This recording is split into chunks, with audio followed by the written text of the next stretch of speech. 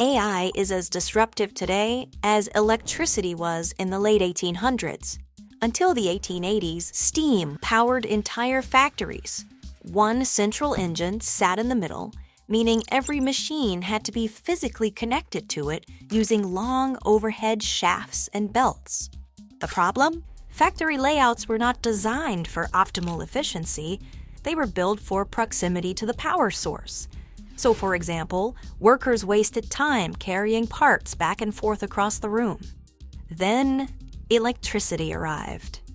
Factories experimented with this new power source. So at first, they just swapped their big steam engine for a big electric motor, hoping to gain a quick edge. But here's the thing, they kept everything else the same layout, the same workflow.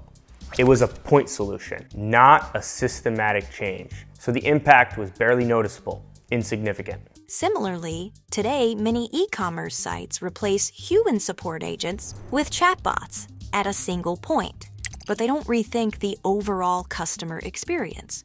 So in both cases, surface-level changes bring surface-level results. In the next iteration of the experiment, they embedded small electric motors into the machines. This freed them up from physically being chained to a central power source. This was an application-level shift. Machines could now run independently, and the opportunity for layout optimization became real. And although the potential of the application is impressive, within the current factory floor layout, its potential remained minimal. Today, AI-powered applications such as legal compliance tools can analyze vast amounts of text data to identify rules and contradictions. While these AI tools deliver more value than isolated point solutions, their full potential remains untapped until they're woven directly into a company's workflows. So an application solution helps, sure, but you've only modernized pieces.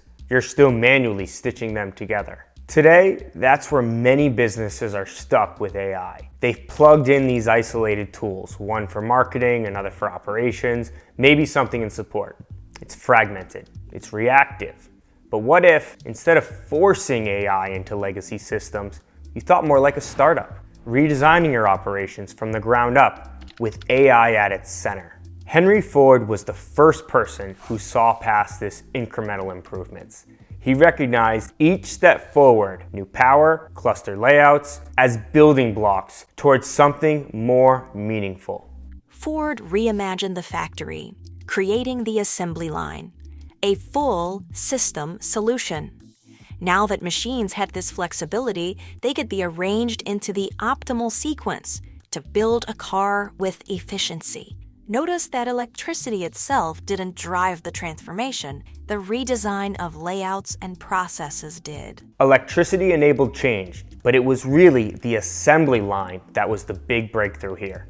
AI is today's electricity, an incredible horizontal enabler. And like Ford proved, transformation only happens when you rethink the system around it. Flip the script.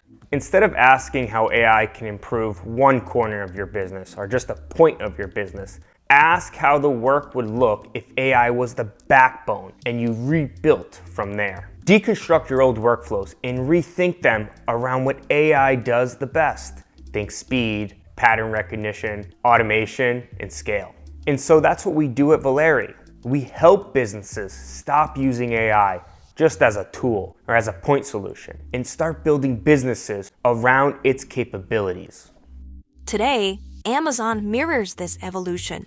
Instead of sprinkling AI on top of existing processes, Amazon redesigned entire systems, warehouses, logistics, recommendation engines, even robotic workflows.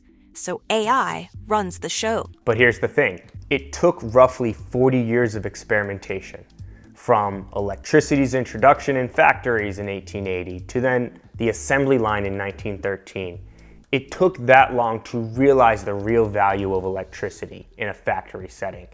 And if we use this as a timeline and a baseline for today, we are closer to 1880 than we are to 1913 when it comes to how we use artificial intelligence. Ford didn't wait for the perfect plan. He started building. Start experimenting now. Iterate, pivot, learn, so your assembly line moment comes sooner.